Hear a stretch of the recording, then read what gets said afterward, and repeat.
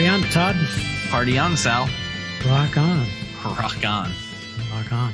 Well, welcome, POJCasters, to another episode of the Party on Johncast, the most rockin', most excellent podcast that covers music, brews, whether it's adult or not, and theology. We are probably one of the most Christocentric podcasts on podcast networks. Mm-hmm. Probably not. I just made that. I'll go with it. We'll go with it. I'm Reverend Sal Smarco. I'm a ordained teaching elder in the Presbytery of Newton in the Presbyterian Church USA in the validated ministry of chaplaincy.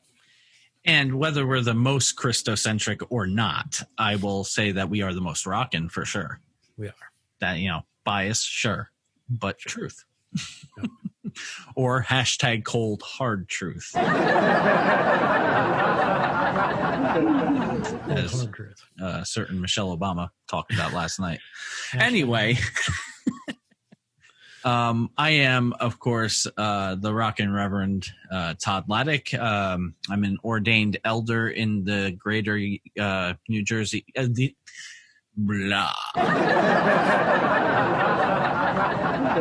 I am the Rockin' Reverend who can't talk, Todd Laddick, who is an ordained elder in the United Methodist Church of Greater New Jersey, serving a congregation in New Jersey, slightly on higher ground from Sal. It's the only higher ground I give him. Because God ordained it that way.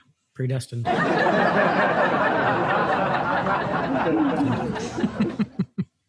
It is the truth. Truth hurts.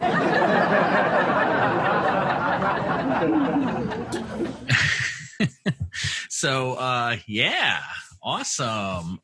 We have a definite most rockin' discussion today. One might even call it hellish. Oh yeah, a devilishly good conversation. If you could, if you're around for the bonus segment, you'll see our backgrounds. But yeah, our backgrounds are definitely the most metal background you can get for two podcasters. Yeah, especially for a Christocentric podcast. Also, this being a devilishly good time tonight is foreshadowing perhaps our Halloween segment, but we won't go there. You'll just have to listen in October 1st, 2020. Be there or be square. And that's really not fair to squares. It's not, but remember, Huey Lewis did say it's hip to be square. It's true. That's true. And hips, ironically, are not square. No. So I don't know what you would call a hip. Poly, Well, there's a ball in there somewhere in the hip. There is a ball in there. Ball and net, maybe? Oh, I'm not going there. Okay. Remember, guys, we introduced ourselves at episode 1 as infantile minds. That's right. We're the most irreverent infantile podcast, theological podcast you can find. Juvenile and infantile. All day long, all night long. Rock on.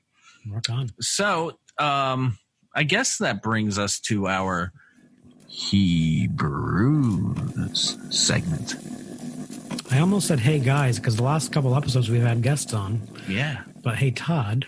Yes, Sal. How do we know that God loved beer and or coffee? How?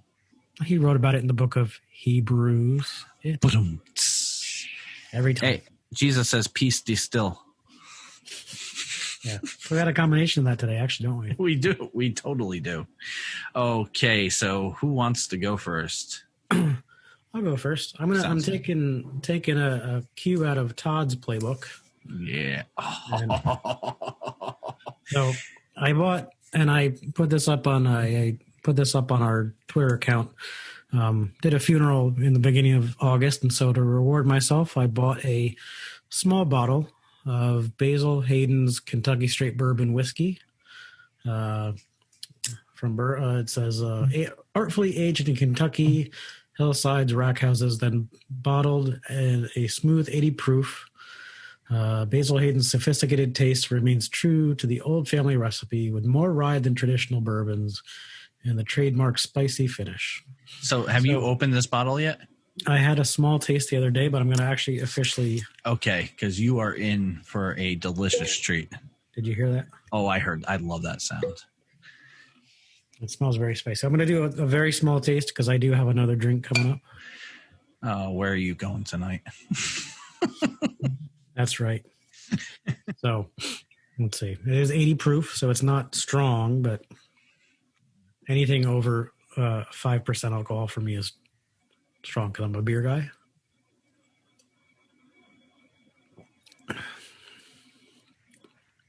Definitely is very smooth. It does have that spicy. You don't get the burn until it's halfway down your windpipe, but it's very smooth, very spicy, not overpowering. Whereas the last bourbon I reviewed or drank, the Rebel Yell, which has not been touched since that episode, was very. It was Rebel. No. It was very. Well, it had a very manufactured, very sugary taste to it, like a artificial sweetener taste to it. This does not have any artificial taste or sweetener, and I've got the I got the thumbs up from Evan and Drew over on the God and Whiskey podcast for it. So yeah, and Drew said the only thing Rebel Yell's good for is a mixer. I don't even know if I'd go there, but sure, why not? Yeah, so I'll keep it for a rare occasion that I need to mix with something. Yeah, you need whiskey in your, whatever. It could clean out the toilet bowl, maybe. Could be. It did actually. The Rebel Yell did give me a really bad headache. So. Oh, I can imagine. Yeah. This won't. So, this is good shit. It's very smooth. So, and then I'm following it up with, because it's the most metal episode, Einstok, with the Viking on it. Yeah. So this is Icelandic Arctic Berry Ale. It's a white ale with berries, blueberries. Cool. Did you just happen upon it, or you knew about it? No, I've had it before. Okay. Einstok makes really good beer. Okay. I did see your rosé in Brooklyn. I saw it, not in Brooklyn, but Brooklyn Brewing Company. I saw that in the store the other day. Tempted to get it, and then said, "Your weight, Todd, your weight." So I didn't. And instead, I got bourbon. And you know what bourbon I got? And I'm about to show you. I actually pre-poured tonight because I figured, you know what? It's just less to carry upstairs. So, yes, folks, I am upstairs in the cemetery. So I have a bourbon right here.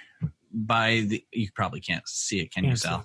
No, because your background. Okay, well, I will quickly take my background off so Sal can see it. Of course, the rest of you are just listening, so that's okay. But let me just quickly go to, there we are. You see this right there? Look at the color of that. This, my friends, is Jack Daniel's Barrel Proof. It clocks in at 64.65% alcohol by volume, 129.3 proof. So I am going to tell you right now that this stuff is absolutely phenomenal. And I'm going to taste it. You ready? Ready.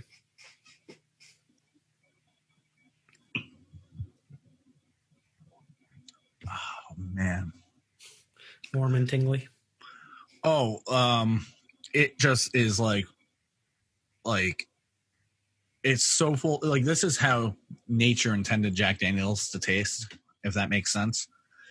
It is so full of awesome Jack Daniel's flavor. If you've ever had Jack Daniel's, it has that robust, smooth flavor that Jack Daniel's has. But it's, like I said, 127.6 proof, 64% alcohol by volume. So, like, you can literally feel it evaporating off your tongue as it touches. It's like, it's like warm all the way down. But for that proof, it's not incredibly harsh for that proof. I mean, it's really good. So we could start a conspiracy theory that it kills COVID germs. We could. It certainly, if you rubbed it on your hands, it probably would. Not necessarily, because it has to be. I mean, 60 is pretty up there, but 70% is, foolproof, I think. or above, but it's up there. It could possibly kill or seriously damage your COVID germs on your hands. Nice. You might have like half COVID. So I just realized I forgot to say what the Einstok blueberry. So that's there. You can see it.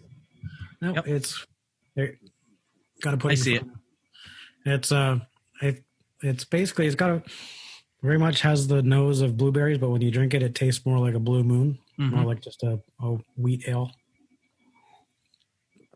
So I know that our friend Blake is a big fan of this. So okay, yeah.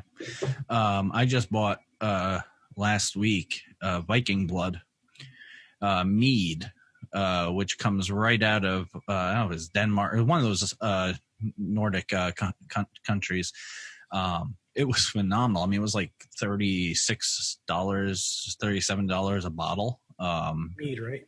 Yeah, mead. Yeah, honey wine has hibiscus and is slightly hopped, which is interesting because I've never had a hopped mead before. But you could barely taste the hops. I mean, it was subtle.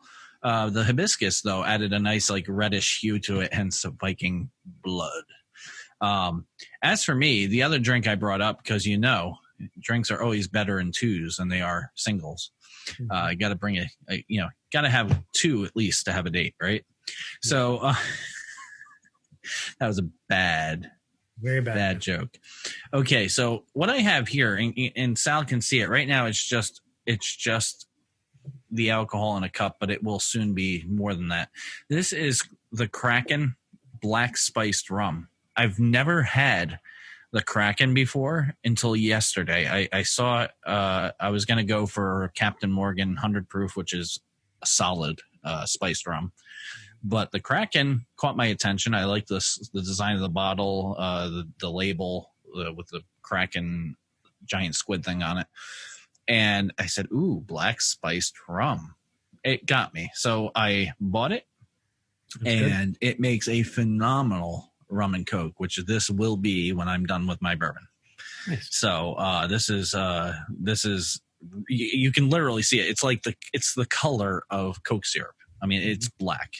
So never had that before. Evidently, they get that by adding more molasses, which how could that ever be bad? Right. So that's what I'm drinking. Nice. Another good rum is Sailor Jerry's. Sailor Jerry's, yeah. Speaking of the nautical themed rums. Yeah.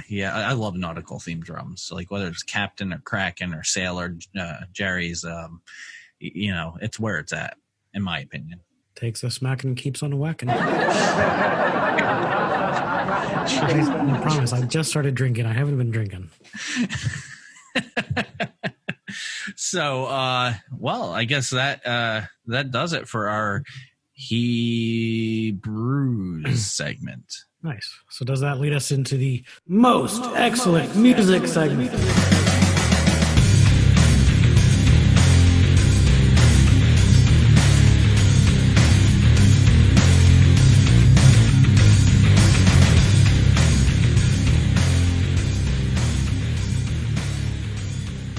Metal edition?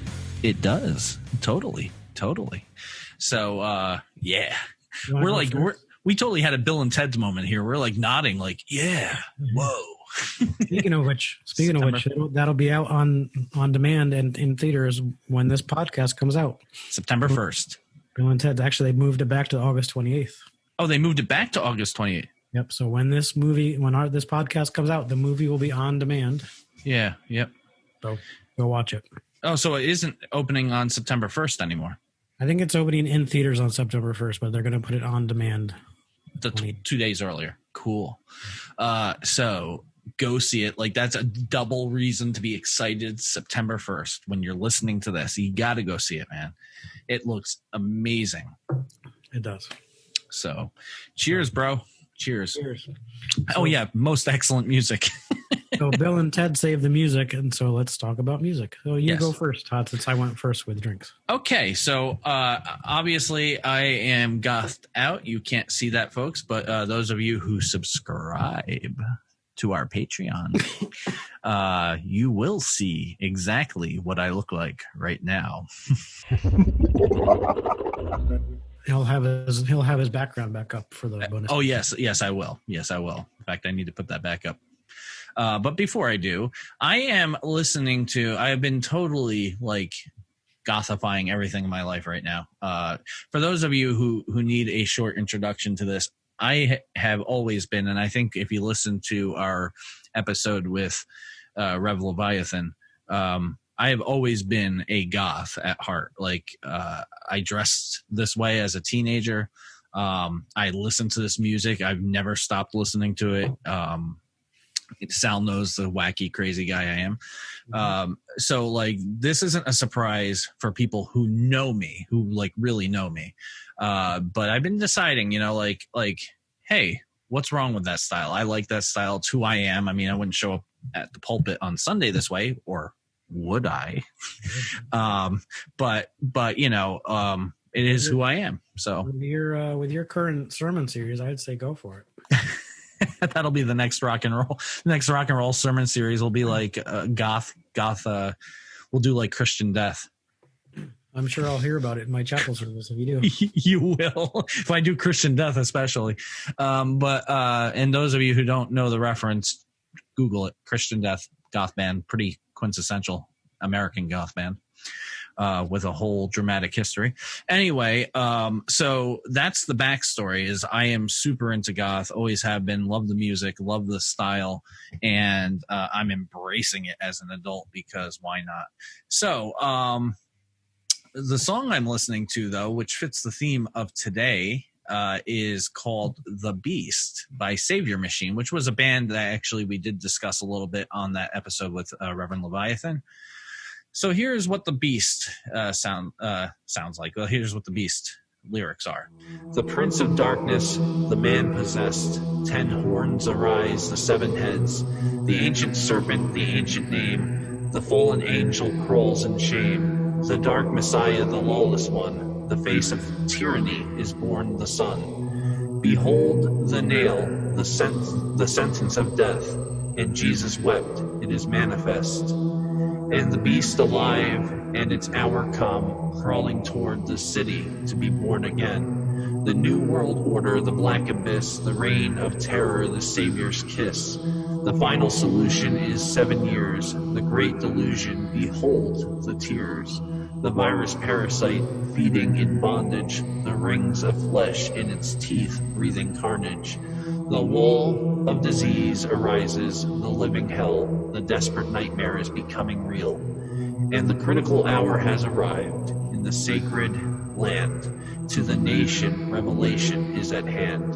And the little horn is rising, rising to stand. In this horn are eyes, lie the eyes of man. Boom. So, I thought that was a really great. It's a really great song, goth song. But the reason I selected it, aside from its greatness as a goth song, and Saviour Machine is a Christian goth band. So if you didn't get that from the lyrics, they're pulling their interpretation of Revelation 13 out into that song. The reason why I chose it is because it utilizes a common modern interpretation of the beast. And since we're going to be talking about the beast, anyway, since we're going to be talking about the beast, I thought that would be a good song to choose from because it is talking about a 7-year pre-tribulation, end times scenario. So that's my choice. Great song, by the way. Saviour Machine, The Beast. Nice. Check it out. Yes.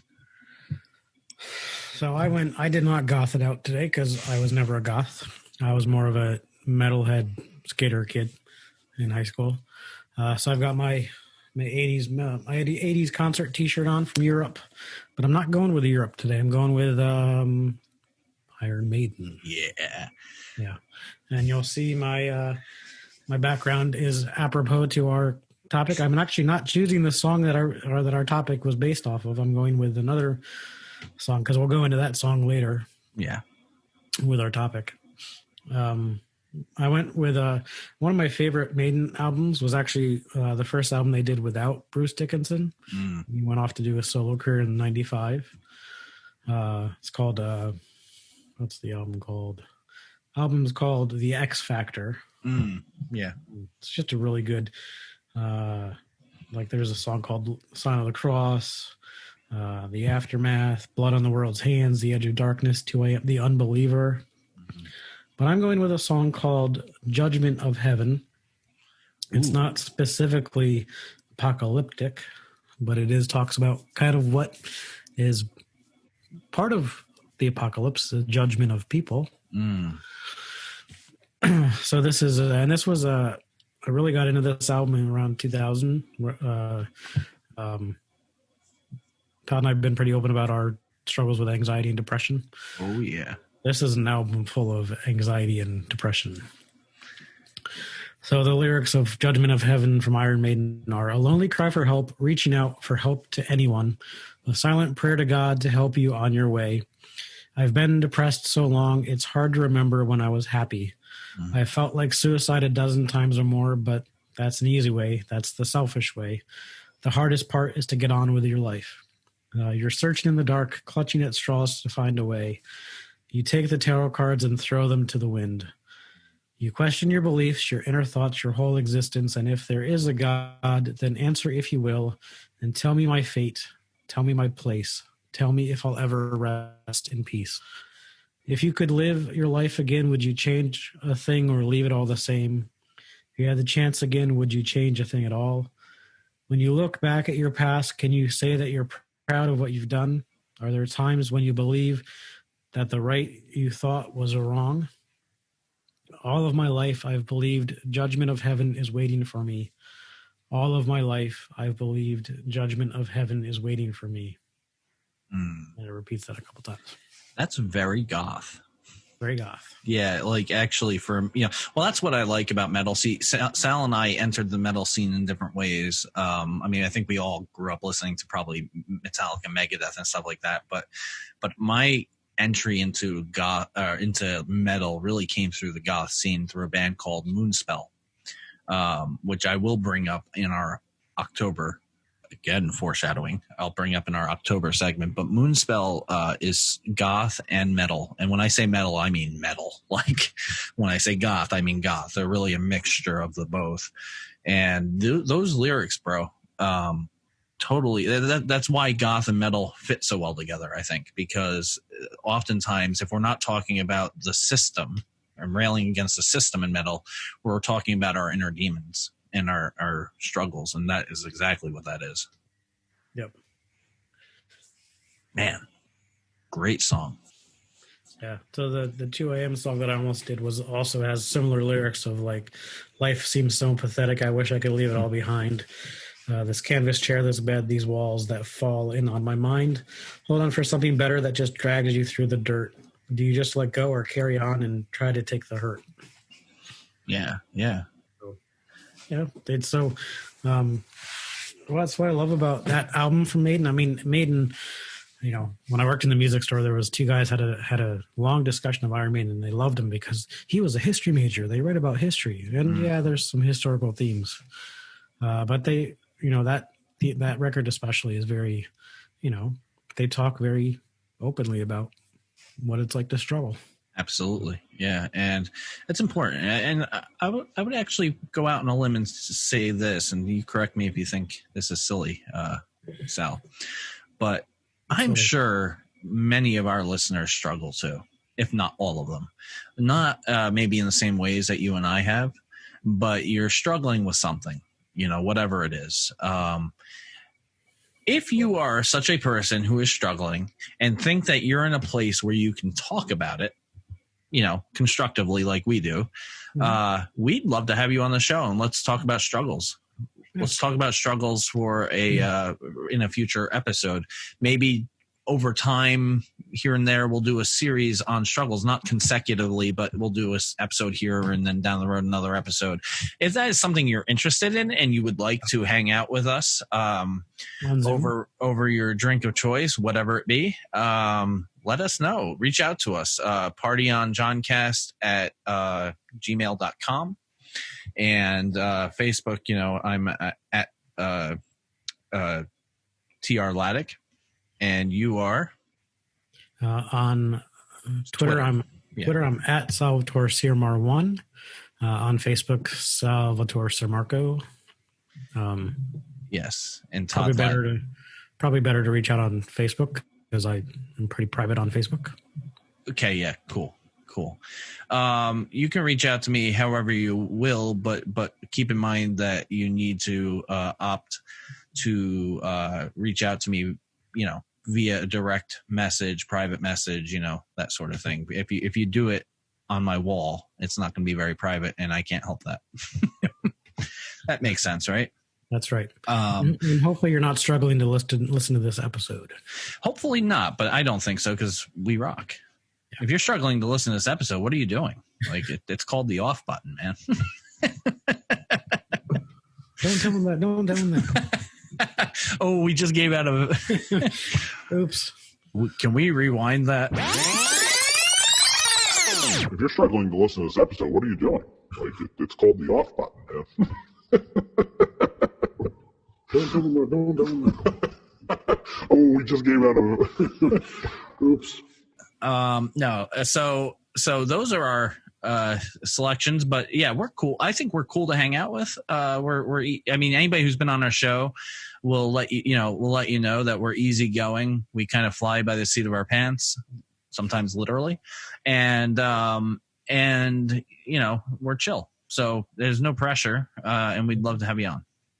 And sometimes you get to hang out with my son. That is a very possibility. That's a very big possibility that could happen. And I would say this, not only that, but I think we may be one of the few that I've heard podcasts offering our listeners a chance to hang out with the hosts. With the hosts, yeah. I haven't heard that really yet. It could be out there somewhere, but we're throwing that in. So if you want to reach out to us, by all means, do. And all of our contact information is already in our podcast notes. So feel free to look at the notes and reach out to us by whichever way you decide. Yep. So with that said, I guess that brings us to our main segment. The number of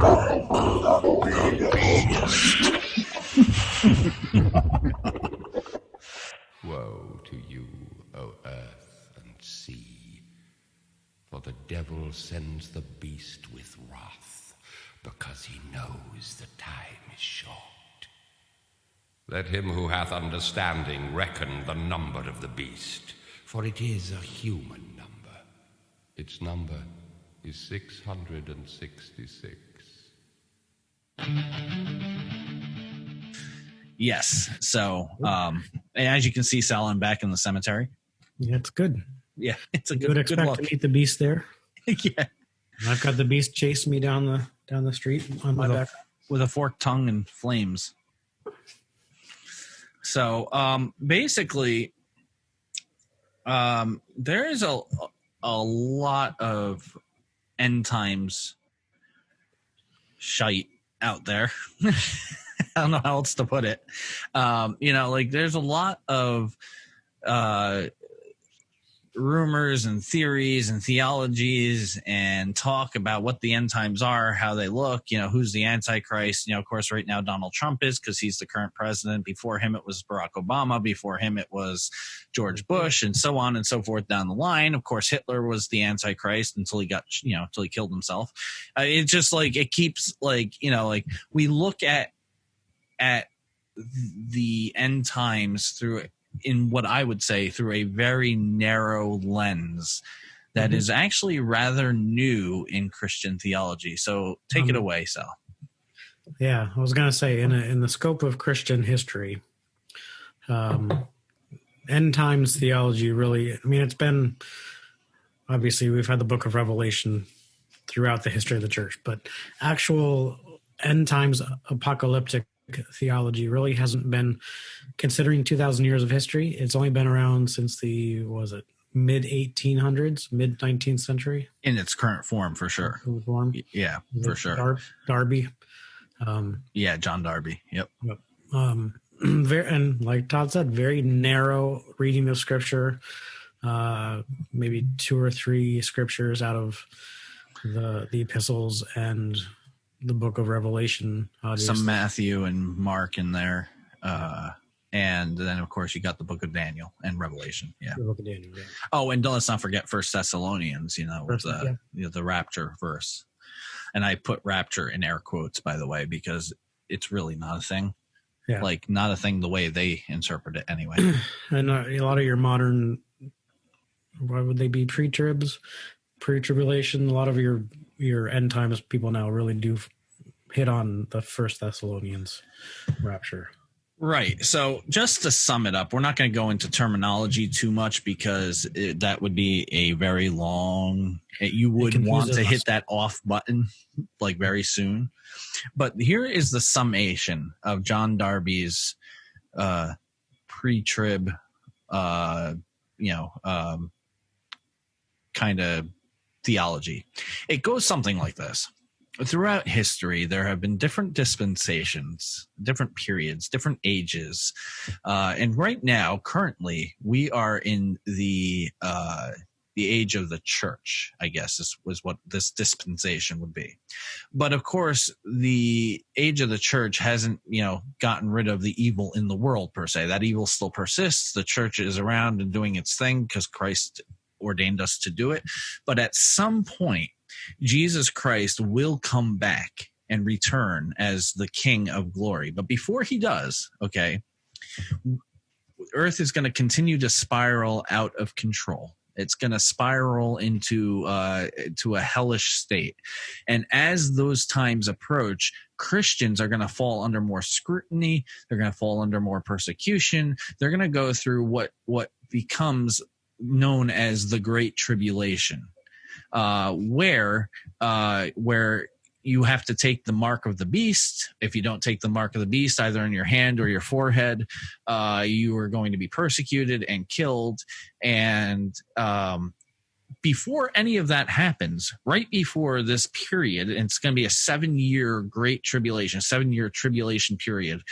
Right before that happens, Jesus is going to mysteriously appear in the dead of the night and just rapture his church, those faithful believers who believe in him, before they have to suffer any great tribulation.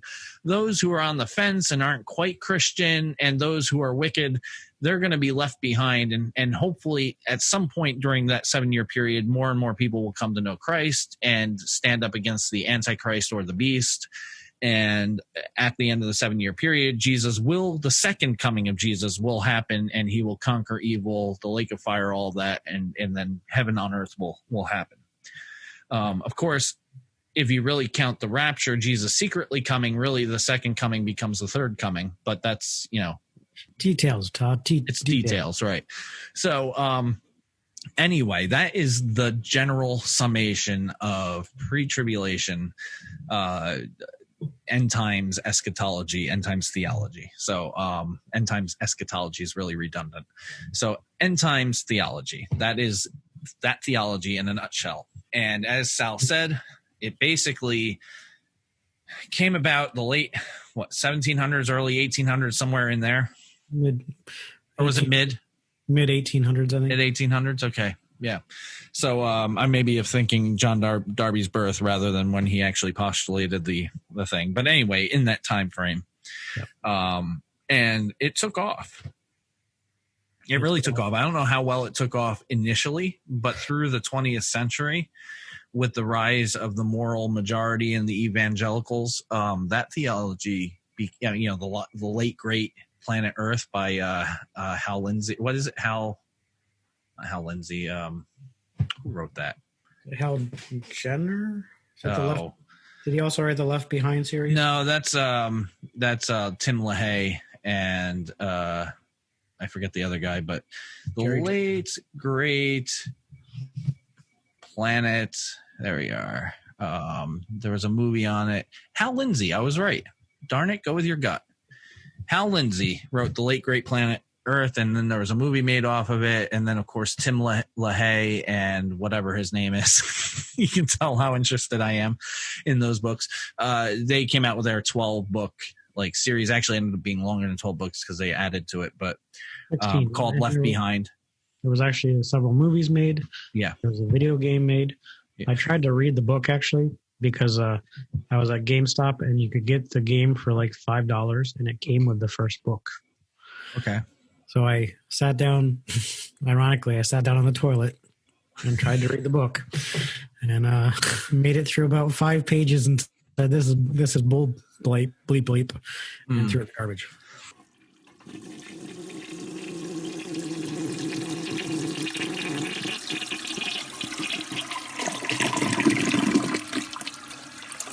My experience was actually different. I didn't get the game, but I had just come back to the church in 2004. I forget when the first book was written or not written, but I came back in 2004, and that was the height of the Left Behind like era. And so I started to read it and fell passionately in love with it and thought like, oh my God, this is so true. This is going to happen like this. And, you know, and I read all 12 books, all 12 books. Do I own them today? No.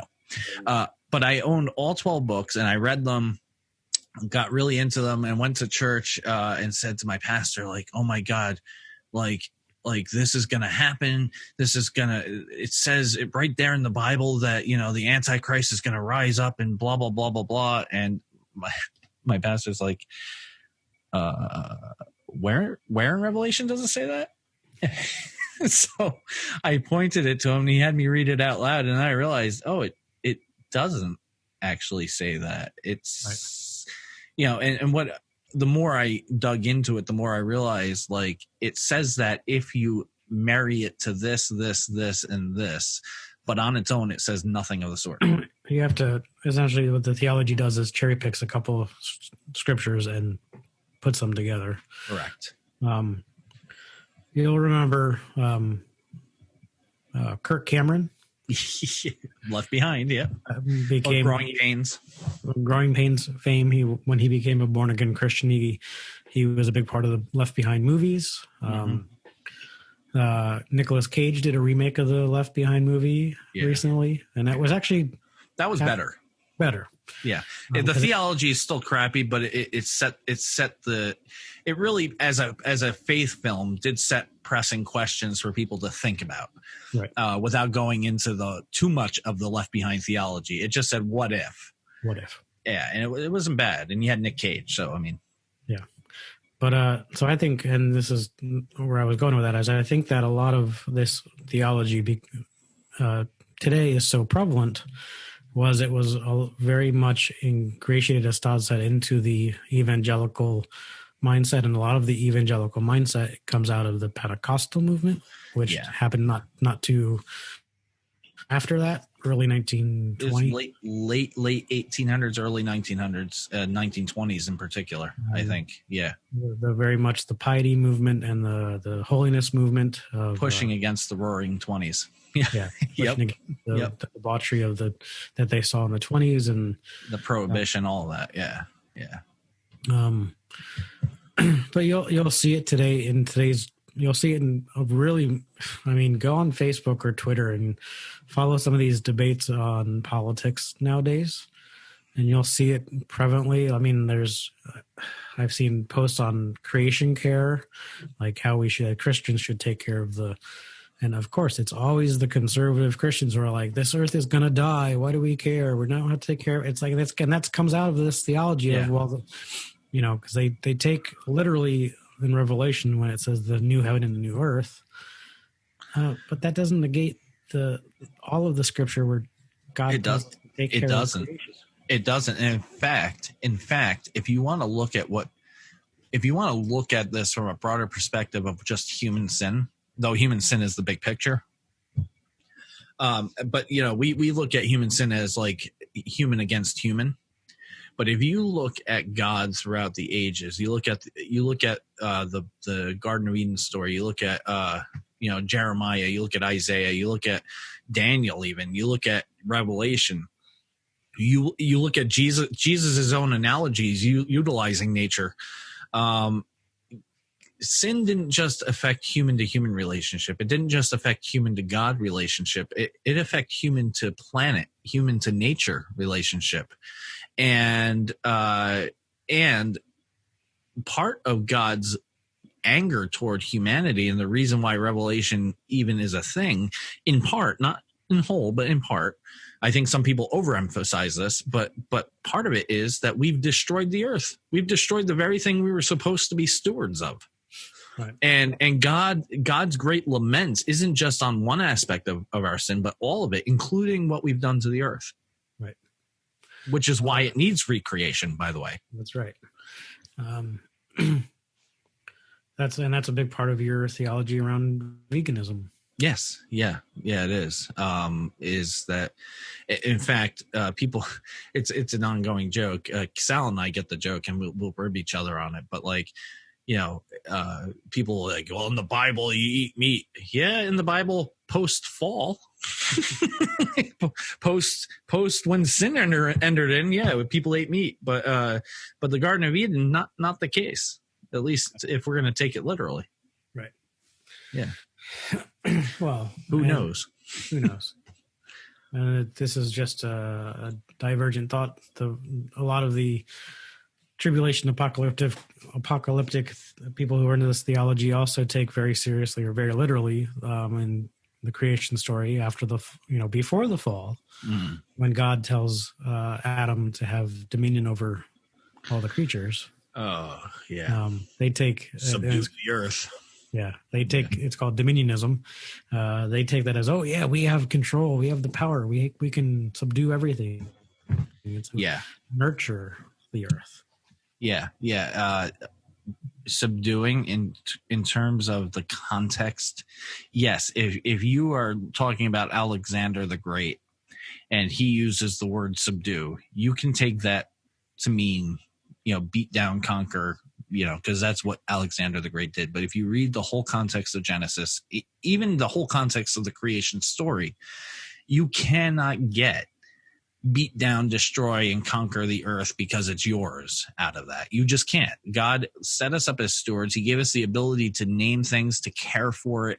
So when God says subdue it, he means tame it. Make it something that encourages, promotes, life and abundance, not something that honors greed and destruction. Right. This is a thought that just popped up my head, and it might be a good segue into the more of our discussion. Is that often the folks who are into this whole dominion theology and apocalyptic theology often are the ones who are in support of empire and imperialism. Oh yeah, and this is a great segue. Yeah. Though, because it's that militaristic, God blessed America, God is, obey your rulers. God has put your rulers in place. Now I'm going to be a very bad Reformed Christian here. I said, yes, God puts our rulers in place, but also you have to remember what Paul says. If those rulers go against the law of God, which is love, disobey them. I was going to say that's actually a very good Reformed position, but well, I'll say the neo-Calvinist position. Yeah. I mean, which kind of segues into the Antichrist, because the Antichrist sort of is, and this, you're kind of seeing this mashup of theologies, because the Antichrist is, this leader who, if you look at the parlance of Twitter and QAnon, conspiracy theories of the deep state. Like, this is all, it's all about empire. And Jesus, while Jesus wasn't inherently political and wanted to overthrow Rome, right, he was very much against the empire. Right, yeah. Render under Caesar what is Caesar's and what is God's God's was not saying that it's okay to pay taxes.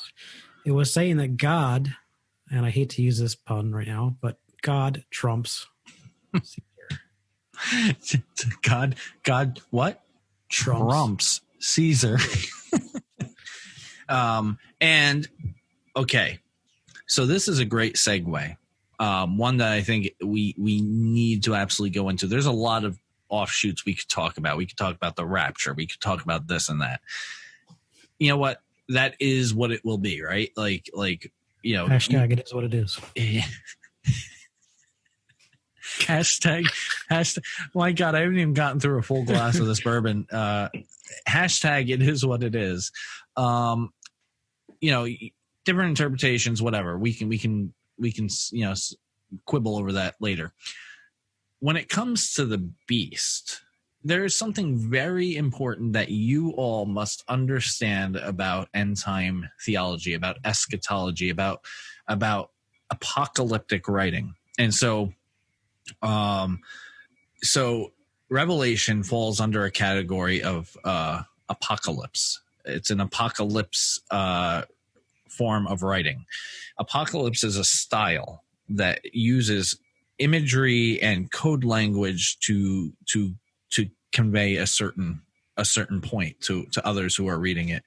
In the time that Revelation was written, these codes were commonplace among the people reading the text. And Revelation almost didn't make it into the New Testament because people were concerned that later on the context would get lost and it would be misinterpreted. That was an important struggle in the canonization of the Bible, among others. Revelation almost did not make it in there. You mean the church fathers actually knew what they were doing? Yes, the church fathers were concerned that people would use their imaginations with Revelation and come up with all sorts of weird and wacky things. And what happened? We did. They did, yeah. So Revelation made it in, for better or worse, whatever. I think for better. Yeah, I mean, I preach on it almost every time. A lot of times when I do funerals, it's a book of hope. It's a book of hope. It really is. That's been, pardon my French or English, bastardized by many people. But ultimately, other books in the Bible, such as Enoch, which isn't in our Bible now because thank you, Martin Luther, but it was in the Bible of Jesus's time, the Septuagint anyway, the Greek Bible. Enoch was an apocalyptic writing, as was Daniel. And Daniel is an apocalyptic writing that uses the language. In fact, Revelation borrows from Daniel in some of that imagery, and hence it refers to Daniel, hence why the two are always deeply connected in these conspiracy theories. In ancient code language, beast meant one thing and one thing only: empire. Period. Empire. Because what was happening when John wrote Revelation? Oh, that's right. Christians actually were being persecuted by the Roman Empire. Cheers. Exactly. In fact, I could go into a long discourse on how they came to this possible realization. The number of the beast, we should gong or something there because it's like the total name of our segment, but the number of the beast is actually 666, as we all know, is code language. More than likely, most scholars are kind of acknowledging this now, at least credible ones. The number of the beast almost definitely represented Nero. If you were to translate it and actually do the numerology with the letters that spell Nero in Hebrew, it probably came to Neron or something like that, and it was a slur on his actual name, which meant that 666 represented Nero. Yeah. And it says this is the number of a man, and his number is 666. Well, who's that man? Nero. Why Nero? Because he's the epitome of the empire and the worst of it, who ruled in 66 AD, and there's some credible scholarship around it. Also represents coinage, because the Roman emperor, who would have been a god, is on coinage, and the whole idea of not using Roman coinage because you're being faithful to God. Also, Nero did not have a good relationship with the Parthians, as the Roman Empire just didn't have a good relationship with the Parthians, aka the Persians at one time. And there was rumor after Nero passed away due to suicide. I'm putting this as delicately as I can, that he would one day join, because of Rome's corruption, and some people look to Nero as their hero and their god. There was rumor that he would one day come with the Parthians and conquer Rome, so that he would be reborn or resurrected. And so he becomes, in the symbology of Revelation, the head of the beast that was wounded but came back to life. And so when you add up all of those beasts, and you add up, all those heads on the beast, and you add up the symbology, that it's believed that beast in Revelation represents Rome. With 666 being the number of the reborn man, the reborn head of the beast. So, okay. So obviously the world didn't come to an end under Nero. So maybe this beast is an archetype rather than literal. What do you think, Sal? I have to agree. How many times is this? 2012, the Mayan calendar. Yeah. That's kind of the hope of the Christian church, isn't it? That, the second coming of Christ, but it's always an future and past event. It's always a future and a past event. Right. And yes, Christians, Orthodox Christians such as Sal and I, believe Christ will return. Yes, we do. But we also follow Christ's warning. Do not try to determine when these things will happen, or say, here he is or there he is, for not even the Son knows when these things will take place. Okay. So if I, Jesus Christ, don't know when the end times are going to happen, how the hell do you expect to figure it out? It'll happen when it happens. It is what it is. So yeah, we are talking about, we're talking about an archetype, something that represents the worst, the most oppositional figure you can think of to God. And at the time when it was written, Nero was the worst of the worst. It wasn't written during Nero's time. Nero had died, but there was this rumor he'd be resurrected. John, who wrote this, is taking that and using it to set up, this is exactly what God is not. Right. His name is Nero.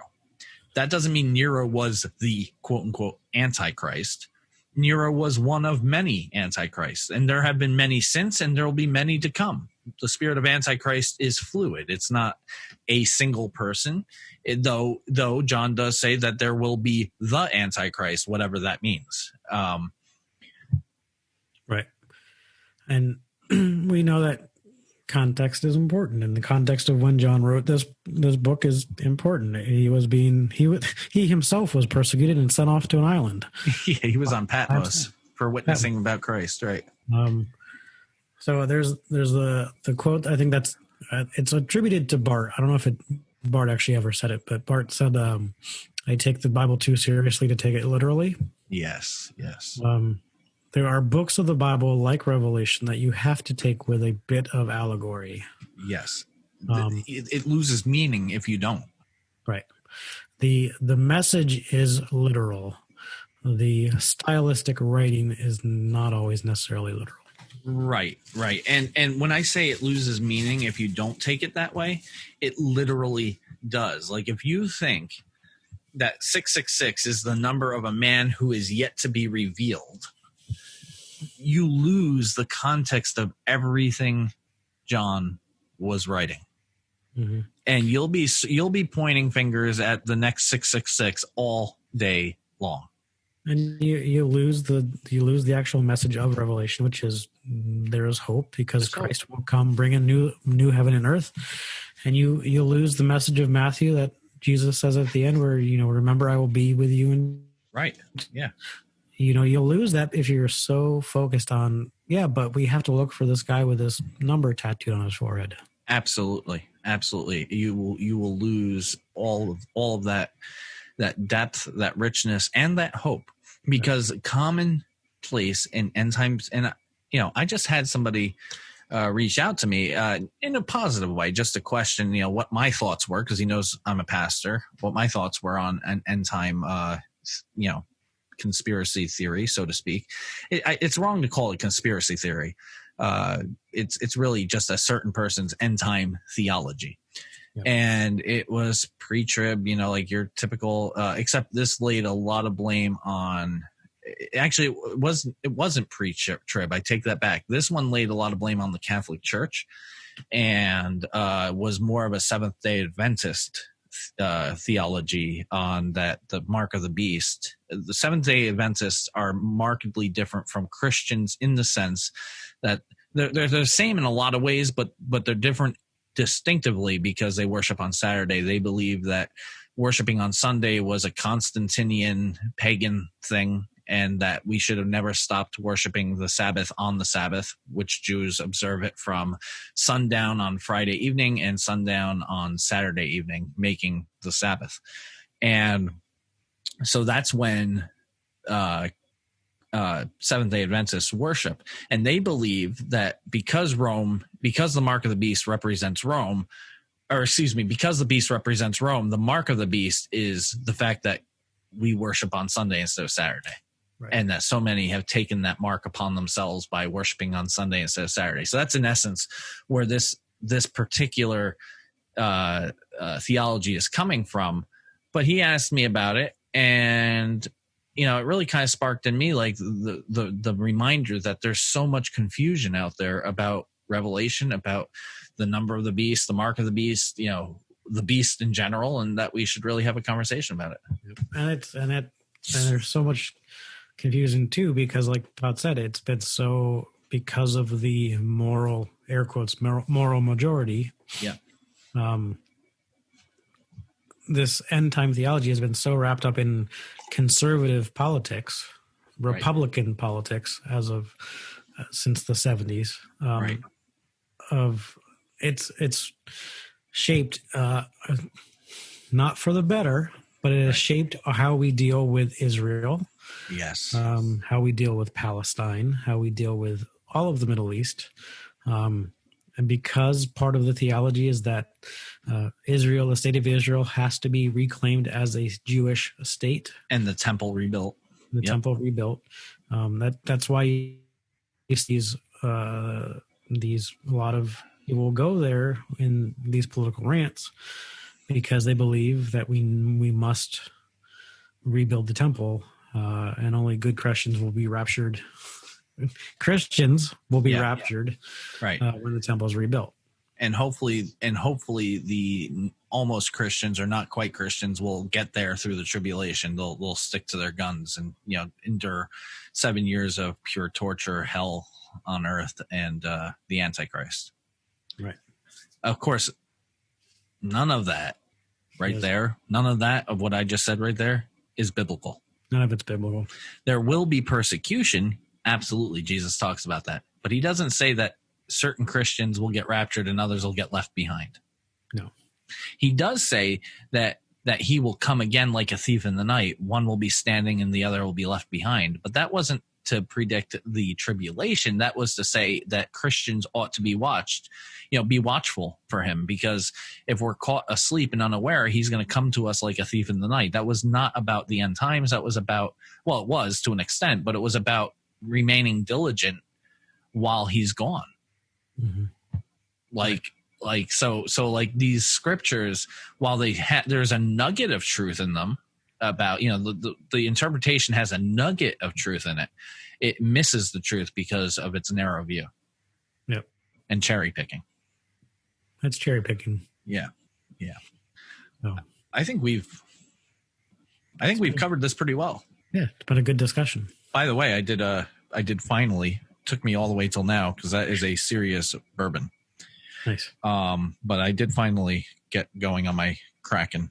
rum and Coke, and it is phenomenal. Very nice. I'm gonna. If Jesus were to rapture me now, I'd hope he'd leave me behind till I finish this, or let's let you take it with it.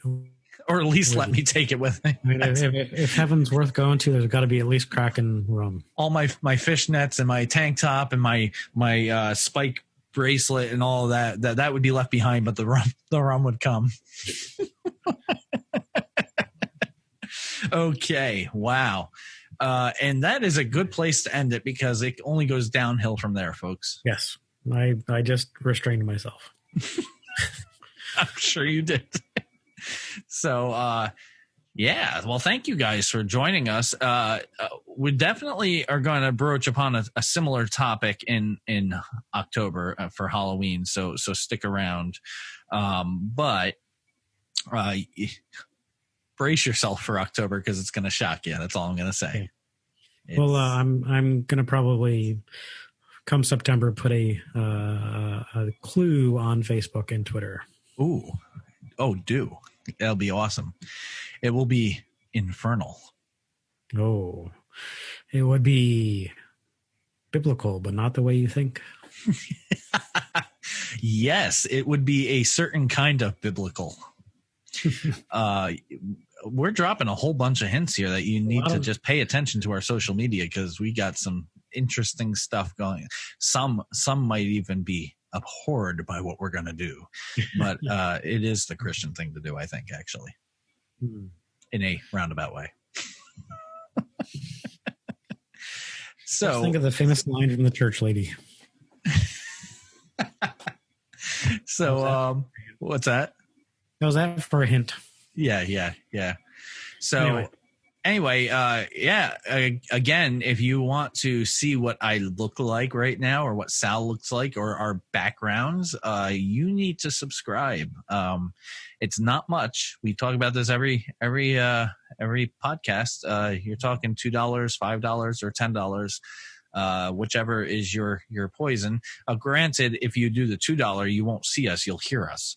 If you do the $5 or above, you'll see us. So, rock on. And $10 gets you direct access to ask us questions and have them answered on the podcast. Direct access.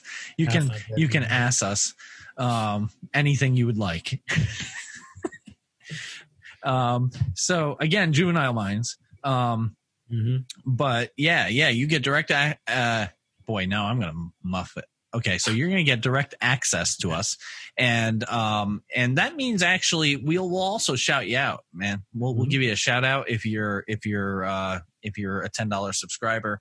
We'll ask you for feedback. We'll have a Zoom right now. Well, pretty much anytime we'll have a Zoom meeting with you to discuss future topics. You really get like VIP access if you do the $10, but if you do the $5, you'll be supporting us and you'll get your share of awesome extra content for sure. So do it. Just do it. Like Nike. Hashtag it is what it is. It is what it is. So on that note, follow us on Party on J on Twitter, at Party on J on Twitter, the Party on Johncast on Facebook. Download us or listen to us on Podbean, Apple Podcast, Google, and Spotify, wherever you find your... Absolutely. At T Laddick on Instagram, at TR Laddick on Twitter, Todd R Laddick on, or AKA the Rockin' Reverend at Facebook. At Seirm1. Because it's SEIRM1 on Twitter, and Salvatore Serum. Rock on. So with that, my friends, we would like to conclude this by saying be excellent to each other. And don't be a jerk. Rock on. Rock on.